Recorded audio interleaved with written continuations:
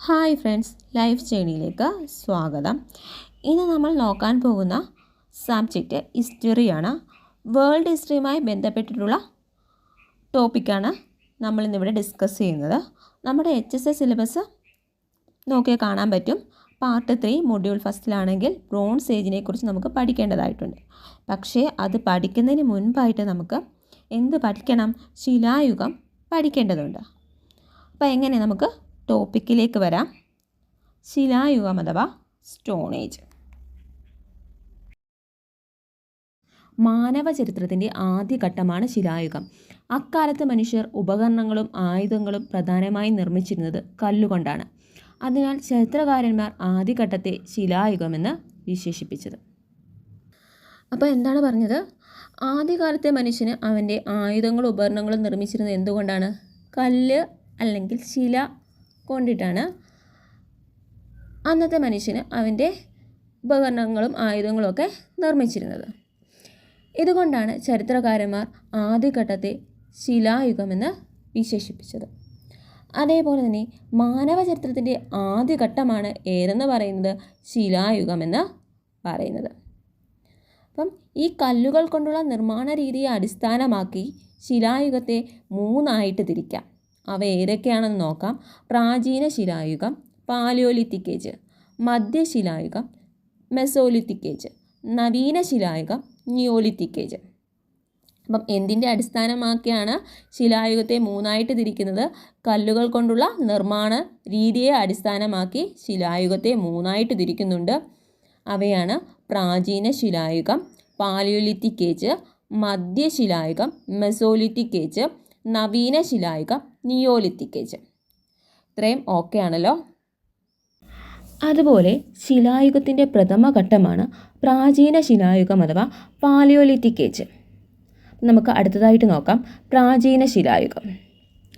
Palaios, lithos എന്നീ 2 Greek പദങ്ങളിൽ നിന്നാണ് പാലിയോലിത്തിക് എന്ന പദം രൂപം കൊണ്ടത്. പാലിയോലിത്തിക് എന്ന പദം രൂപം കൊണ്ടത് ഏതൊക്കെ പദങ്ങളിൽ നിന്നാണ്? പാലിയോസ്, ലിത്തോസ് എന്നീ 2 ഗ്രീക്ക് പദങ്ങളിൽ നിന്നാണ് ഏത് വാക്ക് രൂപം കൊണ്ടത്? പാലിയോലിത്തിക് എന്ന പദം രൂപം കൊണ്ടത്. ഇനി പാലിയോസ്, ലിത്തോസ് എന്നീ 2 പദങ്ങളുടെ അർത്ഥം എന്താണെന്ന് നോക്കാം. പാലിയോസ് എന്ന് പറഞ്ഞാൽ പ്രാചീനം അഥവാ പഴയത്. ലിത്തോസ് എന്ന് പറഞ്ഞാൽ എന്താണ്? ശില അല്ലെങ്കിൽ കല്ല്. അപ്പം ഓക്കെ ആണല്ലോ. ഇനി നമുക്ക് പ്രാചീന ശിലായുഗത്തിൻ്റെ പ്രത്യേകതകൾ എന്തൊക്കെയാണെന്ന് നോക്കാം. പരുക്കൻ കല്ലുപകരണങ്ങൾ ഉപയോഗിച്ചിരുന്നു. അതായത് പ്രാചീന ശിലായുഗത്തിലെ മനുഷ്യർ മിനുസപ്പെടുത്താത്ത പരുക്കൻ ശിലായുധങ്ങളാണ് ഉപയോഗിച്ചിരുന്നത്. അതുപോലെ തന്നെ ഇവരാണെങ്കിൽ ഗുഹകളിലും തുറസായ സ്ഥലങ്ങളിലും വസിച്ചിരുന്നു. അതായത് പ്രാചീന മനുഷ്യൻ ഗുഹകളിലും തുറസായ സ്ഥലങ്ങളിലും വൃക്ഷശിഖരങ്ങൾക്കിടയിൽ ഏറുമാടങ്ങൾ കെട്ടിയുമാണ് താമസിച്ചിരുന്നത്. അതേപോലെ തന്നെ ഇവരാണെങ്കിൽ വേട്ടയാടൽ, ശേഖരണം എന്നിവയായിരുന്നു ഇവരുടെ ഉപജീവന മാർഗങ്ങൾ. അപ്പോൾ പ്രാചീന മനുഷ്യനാണെങ്കിൽ മൃഗങ്ങളെ വേട്ടയാടിയും കായ്കനികൾ ശേഖരിച്ചുമാണ് അവരുടെ ഉപജീവന മാർഗം കണ്ടെത്തിയത്. അതേപോലെ മറ്റു പ്രധാന സവിശേഷതയാണ് ബാൻഡ് അഥവാ പറ്റങ്ങൾ. അപ്പം സമൂഹത്തിൻ്റെ അടിസ്ഥാന ഘടകമായിരുന്നു ബാൻഡുകൾ അഥവാ പറ്റങ്ങൾ. ബാൻഡുകൾ എന്താണെന്ന് നോക്കാം. 100-ൽ താഴെ അംഗങ്ങൾ ഉൾപ്പെടുന്ന ചെറു സമൂഹങ്ങളാണ് ബാൻഡുകൾ അഥവാ പറ്റങ്ങൾ. രക്തബന്ധമാണ് ബാൻഡിലെ അംഗങ്ങളെ പരസ്പരം ബന്ധിപ്പിച്ചിരുന്നത്. അപ്പം ബാൻഡുകൾ എന്താണ്? 100-ൽ താഴെ ആൾക്കാർ ഉൾപ്പെടുന്ന ചെറിയ ചെറിയ സമൂഹമാണ് ബാൻഡുകൾ എന്ന് പറയുന്നത്. ഈ ബാൻഡിലെ ആൾക്കാരെ പരസ്പരം ബന്ധിപ്പിച്ചിരിക്കുന്നത് രക്തബന്ധമാണ്. കുറച്ചു മുൻപ് നമ്മൾ പറഞ്ഞ് പ്രാചീന മനുഷ്യൻ്റെ ഉപജീവന മാർഗം എന്താണെന്നാണ്? വേട്ടയാടലും ശേഖരണവും ആയിരുന്നുവെന്നാണ്. അപ്പം ഈ പ്രാചീന മനുഷ്യരിൽ പുരുഷന്മാർ മൃഗങ്ങളെ വേട്ടയാടിയും സ്ത്രീകൾ കായ്കനികൾ ശേഖരിച്ചുമാണ് ഭക്ഷണം കണ്ടെത്തിയിരുന്നത്. അപ്പം പുരുഷന്മാർ വേട്ടയാടലിലും സ്ത്രീകൾ ശേഖരണത്തിലും ഏർപ്പെട്ടിരുന്നു. അവർ ഭക്ഷണം സംഭരിച്ചിരുന്നില്ല. അപ്പം അന്നേരം കിട്ടുന്ന ഭക്ഷണം അവർ അന്നേരം ആഹാരമാക്കിയിരുന്നു. അതുപോലെ തന്നെ ഇവർ നാടോടി ജീവിതമാണ് നയിച്ചിരുന്നത്. അതായത് ഭക്ഷണം തേടി അവർ ഒരിടത്ത് നിന്ന് മറ്റൊരിടത്തേക്ക് എന്ത് ചെയ്തിരുന്നു? സഞ്ചരിച്ചിരുന്നു. അവർ എവിടെയും സ്ഥിരതാമസമാക്കിയിരുന്നില്ല. ഇത്രയും ഓക്കെ ആണല്ലോ. പ്രാചീന കാലത്തെ മനുഷ്യന് താമസിച്ചിരുന്നത് എവിടെയാണെന്നാണ് പറഞ്ഞത്? ഗുഹകളിലായിരുന്നാണ് നമ്മൾ പറഞ്ഞത്. അപ്പം പ്രാചീന മനുഷ്യജീവിതത്തെക്കുറിച്ച് വിവരം നൽകുന്ന പ്രധാന സ്രോതസ്സാണ് എന്തെന്ന് പറയുന്നത്? ഗുഹാചിത്രങ്ങൾ. അപ്പം നമുക്ക് ഗുഹാചിത്രങ്ങളെക്കുറിച്ചൊന്ന് പരിചയപ്പെടാം. അതായത് ആദ്യകാലത്തെ മനുഷ്യർ താമസിച്ചിരുന്നത് ഗുഹകളിലായിരുന്നു. ഇവരാണെങ്കിൽ ഇവർക്ക് കിട്ടുന്ന സമയങ്ങളിലെല്ലാം ഗുഹാഭിത്തികളിൽ എന്ത് വരയ്ക്കുമായിരുന്നു? ചിത്രം വരയ്ക്കുമായിരുന്നു. അതായത് വിവിധ നിറങ്ങൾ ഉപയോഗിച്ചായിരുന്നു ഇവർ ചിത്രങ്ങൾ വരച്ചിരുന്നത്. അപ്പം സസ്യങ്ങളുടെ ചാറും ചെങ്കൽപ്പൊടിയും ചേർത്ത നിറങ്ങളാണ് ഇവർ ഉണ്ടാക്കിയിരുന്നത്. അതേപോലെ തന്നെ ഈ സൂര്യപ്രകാശം ലഭിക്കാതിരുന്ന ഗുഹകളിൽ മൃഗക്കൊഴുപ്പ് ഉപയോഗിച്ച് തീ കത്തിച്ചാണ് ഇവർ വെളിച്ചം ലഭ്യമാക്കിയിരുന്നത്. അപ്പം ഗുഹകളിൽ വെളിച്ചമില്ലെങ്കിൽ അവരെങ്ങനെയായിരുന്നു ചെയ്തിരുന്നത്? മൃഗക്കൊഴുപ്പ് ഉപയോഗിച്ച് തീ കത്തിച്ച് വെളിച്ചമുണ്ടാക്കുമായിരുന്നു. അതുപോലെ തന്നെ വേട്ട നടത്തേണ്ട സ്ഥലം, വേട്ടയാടേണ്ട മൃഗം എന്നിവ ആസൂത്രണം ചെയ്തതിൻ്റെ തെളിവുകളും വേട്ടയെ സംബന്ധിച്ച തെളിവുകളും എവിടെ നിന്നും ലഭിച്ചിട്ടുണ്ട്? ഗുഹാചിത്രങ്ങളിൽ നിന്നും ലഭിക്കുന്നുണ്ട്. അതുപോലെ ഗുഹയുടെ മേൽഭിത്തിയിലും ആര് ചിത്രം വരച്ചിരുന്നു? പ്രാചീന മനുഷ്യൻ ചിത്രം വരച്ചിരുന്നു. ഇനി അടുത്തതായിട്ട് പ്രാചീന ശിലായുഗ കേന്ദ്രങ്ങൾ ഏതൊക്കെയാണെന്ന് നമുക്കൊന്ന് നോക്കാം. ഓക്കെ, മധ്യപ്രദേശിലെ ഭിംബേദക്. ഇന്ത്യയിലെ പ്രാചീന ശിലായുഗ കേന്ദ്രങ്ങളിൽ ശ്രദ്ധേയമായൊരു സ്ഥലമാണ് മധ്യപ്രദേശിലെ ഭിംബേദക്. കല്ലുകൊണ്ട് നിർമ്മിച്ച വാസസ്ഥലങ്ങൾ, അതായത് റോക്ക് ഷെൽട്ടർ, ഇതിൻ്റെ സവിശേഷതയായിരുന്നു. 1957 VS വഗൻകറാണ് ഭിംബേദകയിലെ ഗുഹാചിത്രങ്ങൾ ആദ്യമായി ശ്രദ്ധയിൽപ്പെടുത്തിയത്.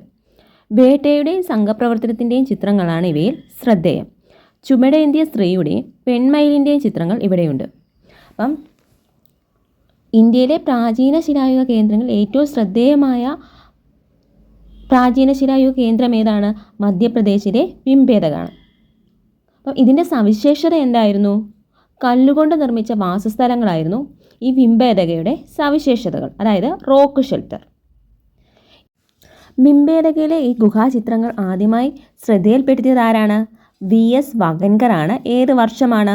1957. വേട്ടയുടെയും സംഘപ്രവർത്തനത്തിൻ്റെയും ചിത്രങ്ങളാണ് ഇവിടെ കൂടുതലുള്ളത്. അതുപോലെ തന്നെ ചുമടേന്തിയ സ്ത്രീയുടെയും പെൺമയിലിൻ്റെയും ചിത്രങ്ങൾ ഇവിടെയുണ്ട്. ഇത്രയും ഓക്കെ ആണല്ലോ.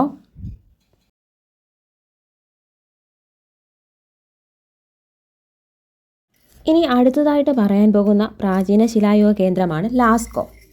ഫ്രാൻസിലെ ലാസ്കോ ഗുഹയിൽ ഏകദേശം 2000-ഓളം ഗുഹാചിത്രങ്ങൾ കാണാൻ കഴിയും. കൂടുതലും വലിയ മൃഗങ്ങളുടെ ചിത്രങ്ങളാണ്. അതിനു പുറമെ മനുഷ്യരൂപങ്ങളും വ്യക്തമല്ലാത്ത ചിഹ്നങ്ങളും കാണാൻ കഴിയും. സമീപത്തെ ഭൂമിശാസ്ത്ര പ്രത്യേകതകളോ അക്കാലത്തെ ചെടികളോ ചിത്രങ്ങളിൽ കാണാൻ കഴിഞ്ഞിട്ടില്ല.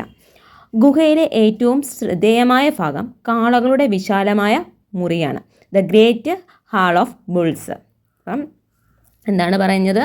ഫ്രാൻസിലെ ലാസ്കോ ഗുഹയിൽ എത്രത്തോളം ചിത്രങ്ങളാണ് കാണാൻ കഴിയുന്നത്? ഏകദേശം 2000-ഓളം ഗുഹാചിത്രങ്ങൾ കാണാൻ കഴിയും. കൂടുതലും വലിയ മൃഗങ്ങളുടെ ചിത്രങ്ങളാണ് കാണാൻ കഴിയുന്നത്.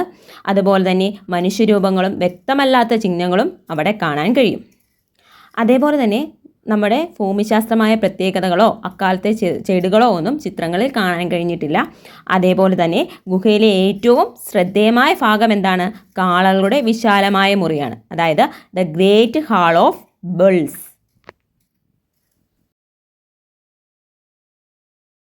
അടുത്തതായിട്ട് പറയുന്നത് വളരെ പ്രധാനപ്പെട്ട ഒരു പ്രാചീന ശിലായുഗ കേന്ദ്രത്തിൻ്റെ പ്രത്യേകതകളാണ്. ഷോവെ സ്ഥിതി ചെയ്യുന്നത് ദക്ഷിണ ഫ്രാൻസിലാണ്. ഒരു കുട്ടിയുടെ കാൽപ്പാടും പ്രാചീനമായ അടുപ്പിൻ്റെ അവശിഷ്ടങ്ങളും ഇവിടെയുണ്ട്. അപ്പം ഇവിടെ എന്താണുള്ളത്? ഒരു കുട്ടിയുടെ കാൽപ്പാടും പ്രാചീനമായ അടുപ്പിൻ്റെ അവശിഷ്ടങ്ങളും ഇവിടെയുണ്ട്. നിരവധി മൃഗങ്ങളുടെ ചിത്രങ്ങൾ കാണാൻ കഴിയും. വീനസിൻ്റെ പൂർത്തിയാകാത്ത ചിത്രം ഷോവെ ഗുഹയുടെ പ്രത്യേകതയാണ്. അടുത്തതായിട്ട് പറയുന്ന പ്രധാന ഒരു പ്രാചീന ശിലായുഗ കേന്ദ്രമാണ് അൾട്ടാമിറ. അൾട്ടാമിറ സ്ഥിതി ചെയ്യുന്നത് സ്പെയിനിലാണ് സ്ഥിതി ചെയ്യുന്നത്. ഏകദേശം 300 മീറ്റർ നീളമുള്ള ഈ ഗുഹയിൽ നിരവധി ഇടനാഴികളും അറകളുമുണ്ട്. എത്ര മീറ്റർ നീളമാണ് ഈ ഗുഹയ്ക്കുള്ളത്? 300 മീറ്റർ നീളമാണുള്ളത്. ഈ ഗുഹയ്ക്കകത്ത് നിരവധി ഇടനാഴികളും അറകളുമൊക്കെ ഉണ്ട്. ഗുഹയുടെ ഉള്ളിൽ മുകൾ ഭിത്തിയിൽ നിരവധി മനോഹരങ്ങളായ ചിത്രങ്ങളും കാണാൻ കഴിയും. അതുപോലെ തന്നെ അൾട്ടാമിറയുടെ പ്രധാന സവിശേഷതകളാണ് ബഹുവർണ്ണ ചിത്രങ്ങളടങ്ങിയ വിശാലമായ ഹോള്, ഗ്രേറ്റ് ഹോൾ ഓഫ് പോളിക്രോംസ്. ഇത് അൾട്ടാമിറയുടെ പ്രധാന സവിശേഷതയാണ്. അതുപോലെ തന്നെ ആനക്കൊമ്പിൽ നിർമ്മിച്ച ശില്പം സറൈസ്ക്, അതെവിടെയാണ്? റഷ്യയിലാണ്. എവിടെയാണ്? സറൈസ്ക് എവിടെയാണ്? റഷ്യയിൽ. അതുപോലെ തന്നെ കുസാക്ക് എവിടെയാണ്? ഫ്രാൻസിലാണ്. അപ്പം അവിടെ കാണാൻ കഴിയുന്ന എന്താണ്? ഗുഹയിലെ കോറിയിട്ട ചിത്രങ്ങൾ. അതുപോലെ തന്നെ മറ്റൊരു പ്രധാനപ്പെട്ട പ്രാചീന ശിലായുഗ കേന്ദ്രങ്ങളിലൊന്നാണ് സ്പെയിനിലെ ലാമാർഗ ഗുഹകളിൽ നിന്നും കണ്ടെത്തിയ അസ്ഥികളിലെ കൊത്തുപണികൾ. ഇനി അടുത്തതായിട്ട് നമ്മൾ നോക്കാൻ പോകുന്നത് പ്രാചീന ശിലായുഗത്തിൻ്റെ കലകൾ എന്തൊക്കെയാണെന്നാണ്. ചിത്രം വരയ്ക്കാനും നൃത്തം ചെയ്യാനും ശില്പങ്ങൾ ഉണ്ടാക്കാനും ഉള്ള കഴിവുകൾ ആർക്കുണ്ടായിരുന്നു? പ്രാചീന ശിലായുഗ മനുഷ്യർക്ക് ഉണ്ടായിരുന്നു. അതുപോലെ തന്നെ നമ്മൾ പറഞ്ഞതാണ് മനുഷ്യർ, മൃഗങ്ങൾ, പക്ഷികൾ എന്നിവയുടെ ചിത്രങ്ങൾ ആര് വരച്ചിരുന്നു? പ്രാചീന ശിലായുഗത്തിലെ മനുഷ്യർ വരച്ചിരുന്നു. ഇനി നമ്മൾ പറയുന്നത് പ്രാചീന മനുഷ്യൻ്റെ ജീവിതമാണ്. ഇത് ജസ്റ്റ് ഒന്ന് വായിച്ചാൽ മതി, നേരത്തെ പറഞ്ഞതാണ്. മൃഗതുല്യമായ ഒരു ജീവിതമാണ് പ്രാചീന മനുഷ്യർ ജീവിച്ചത്. ആദിമ മനുഷ്യൻ ബലഹീനരായിരുന്നു. അല്പം വലിയ മസ്തിഷ്കവും അനുഭവത്തിൽ നിന്ന് പഠിക്കാനുള്ള കഴിവുമായിരുന്നു പ്രാചീന ശിലായുഗ മനുഷ്യർക്ക്. കാട്ടിൽ അലഞ്ഞുതിരിഞ്ഞ് നടന്ന് ലഭ്യമായ കായ്കനികളും ഭക്ഷിച്ചവർ കഴിഞ്ഞുകൂടി. ഇത്രയും ഓക്കെ ആണല്ലോ. ഇനി നമുക്ക് പ്രാചീന ശിലായുഗത്തിലെ പ്രധാനപ്പെട്ട ശിലായുധങ്ങൾ ഒന്ന് പരിചയപ്പെടാം. പ്രാചീന ശിലായുഗ കാലത്ത് പരുക്കൻ കല്ലുകളാണ് ഉപയോഗിച്ചത്. നമ്മൾ പറഞ്ഞതാണ് ആദ്യകാലത്തെ മനുഷ്യൻ എന്താണ് ഉപയോഗിച്ചിരുന്നത്? പരുക്കൻ കല്ലാണ് ഉപയോഗിച്ചിരുന്നതെന്ന് നമ്മൾ നേരത്തെ പറഞ്ഞതാണ്. മൃഗങ്ങളെ വേട്ടയാടാനും സ്വയം രക്ഷയ്ക്കുമാണ് അവ ഉപയോഗിച്ചിരുന്നത്. അവ എന്തിനാണ് ഉപയോഗിച്ചിരുന്നത്? മൃഗങ്ങളെ വേട്ടയാടാനും സ്വന്തം രക്ഷയ്ക്ക് വേണ്ടിയിട്ടാണ് അവരിത് ഉപയോഗിച്ചത്. അതുപോലെ ഉപകരണങ്ങളുടെ ഉപയോഗത്തിൽ 3 പ്രധാനപ്പെട്ട ഘട്ടങ്ങളുണ്ട്. അവ ഏതൊക്കെയാണെന്ന് നോക്കാം. പ്രയോജനപ്പെടുത്തൽ, രൂപമാറ്റം വരുത്തൽ, ക്രമവൽക്കരണം. പ്രയോജനപ്പെടുത്തൽ എന്ന് പറഞ്ഞാൽ എന്താണ്? ലഭ്യമായ കല്ലുകളെ രൂപമാറ്റം വരുത്താതെ തന്നെ ഉപയോഗിക്കുന്ന രീതി. അപ്പം അവർക്ക് കിട്ടുന്ന പരുക്കൻ കല്ലുകളെ ഒരു മാറ്റവും വരുത്താതെ അവർ അത് ഉപയോഗിച്ചിട്ട് മൃഗങ്ങളെ വേട്ടയാടുകയും പിന്നെ സ്വയം രക്ഷയ്ക്ക് വേണ്ടി ഉപയോഗിക്കുകയൊക്കെ ചെയ്യും. അടുത്തത് രൂപമാറ്റം വരുത്തൽ എന്ന് പറഞ്ഞാൽ എന്താണ്? ലഭ്യമായ കല്ലുകളെ ആവശ്യാനുസരണം രൂപമാറ്റം വരുത്തി ഉപയോഗിക്കുന്ന രീതി. അപ്പം ആയുധങ്ങളാക്കി ഈ കൈക്കോടാലി, ഉളി എന്നിങ്ങനെ ആക്കി ഉപയോഗിക്കുന്ന രീതിയാണ് എന്താണ്? രൂപമാറ്റം വരുത്തൽ എന്ന് പറയുന്നത്. ക്രമവൽക്കരണം എന്ന് പറഞ്ഞാൽ എന്താണ്? ഓരോ ആവശ്യത്തിനും പ്രത്യേകതരം ഉപകരണങ്ങൾ നിർമ്മിക്കുന്ന രീതി. അപ്പം പ്രാചീന ശിലായുഗത്തിലെ പ്രധാന ആയുധം എന്താണ്? കൈക്കോടാലിയായിരുന്നു. അപ്പം പ്രാചീന ശിലായുഗത്തിലെ പ്രധാന ആയുധം ഏതാണെന്നാണ് പറയുന്നത്? കൈക്കോടാലിയായിരുന്നു. പ്രാചീന ശിലായുഗത്തിലെ മനുഷ്യർ ആയുധങ്ങൾ നിർമ്മിച്ചിരുന്നത് വെള്ളാരം കല്ലുകൾ കൊണ്ടാണ്. എന്തുകൊണ്ടാണ്? വെള്ളാരം കല്ലുകൾ കൊണ്ടാണ് പ്രാചീന ശിലായുഗത്തിലെ മനുഷ്യൻ അവൻ്റെ ആയുധങ്ങൾ നിർമ്മിച്ചിരുന്നത്. അതിനാൽ പുരാവസ്തു ഗവേഷകർ ഇവരെ വെള്ളാരം കല്ല് മനുഷ്യനെന്ന് വിളിച്ചു. അപ്പം പ്രാചീന ശിലായുഗത്തിലെ മനുഷ്യൻ ആയുധങ്ങൾ നിർമ്മിച്ചിരുന്നത് എന്തുകൊണ്ടാണ്? വെള്ളാരം കല്ലുകൾ കൊണ്ടാണ്. അതിനാൽ പുരാവസ്തു ഗവേഷകർ ഇവരെ എന്താണ് വിളിച്ചത്? വെള്ളാരം കല്ല് മനുഷ്യൻ എന്ന് വിളിച്ചു. അപ്പം ഇത്രയും ഓക്കെ ആണല്ലോ. ഇനി നമുക്ക് പ്രാചീന ശിലായുഗത്തിലെ പ്രധാന ഉപകരണങ്ങൾ നോക്കാം. ഏതൊക്കെയാണെന്ന് ആ ചിത്രത്തിലേക്ക് നോക്കിയാൽ കാണാൻ കഴിയും. ഉരുളൻ കല്ലുപകരണങ്ങൾ, ദ്വിമുഖ മാതൃശില ഉപകരണങ്ങൾ, കൽച്ചീൾ ഉപകരണങ്ങൾ, വെട്ടിമുറിക്കാനുള്ള കല്ലുപകരണങ്ങൾ, ബ്ലേഡ് സാങ്കേതിക രീതിയിൽ നിർമ്മിച്ച ശിലാ ഉപകരണങ്ങൾ. ഇനി നമുക്ക് മാതൃശിലകളും കൽച്ചീളുകളും എന്താണെന്ന് നോക്കാം. ഒരു കഷ്ണം കല്ലിനെ 2ഓ അതിലധികമോ കഷ്ണങ്ങളാക്കി പൊട്ടിക്കുമ്പോൾ അതിൽ ഏറ്റവും വലിയ കഷ്ണത്തെ മാതൃശില എന്നും ചെറിയ കഷ്ണങ്ങളെ എന്തെന്നും പറയുന്നു? കൽച്ചീലുകളെന്നും പറയുന്നു. മാതൃശില കൊണ്ട് നിർമ്മിക്കുന്നവയെ മാതൃശില ഉപകരണങ്ങളെന്നും കൽച്ചീലുകൾ കൊണ്ട് നിർമ്മിക്കുന്നവയെ കൽച്ചീൽ ഉപകരണങ്ങളെന്നും വിളിക്കുന്നു. അടുത്തത് ഇമ്പോർട്ടൻ്റ് ആയിട്ടുള്ള ഒരു പോയിൻ്റാണ്. എന്താണെന്ന് നോക്കാം. പ്രാചീന ശിലായുഗത്തിൻ്റെ അവസാന ഘട്ടത്തിൽ ശിലകൾ കൊണ്ട് നിർമ്മിച്ച ഉപകരണങ്ങൾക്ക് പുറമെ അസ്ഥികൾ കൊണ്ട് നിർമ്മിച്ച ഉപകരണം ആരുപയോഗിച്ചു തുടങ്ങി? മനുഷ്യൻ ഉപയോഗിച്ചു തുടങ്ങി. ഇനി അടുത്തതായിട്ട് നമുക്ക് പ്രാചീന മനുഷ്യരുടെ ശ്രദ്ധേയമായ മുന്നേറ്റങ്ങൾ എന്തൊക്കെയാണെന്ന് നോക്കാം. സാങ്കേതിക വിദ്യയിൽ പ്രാചീന മനുഷ്യർ ശ്രദ്ധേയമായ മുന്നേറ്റങ്ങൾ കൈവരിച്ചിരുന്നു. ഉപകരണങ്ങളുടെ നിർമ്മാണവും മെച്ചപ്പെടുത്തലും ഇത്തരം മുന്നേറ്റങ്ങൾക്ക് സഹായകമായി. അവ ഏതൊക്കെയാണെന്ന് നോക്കാം.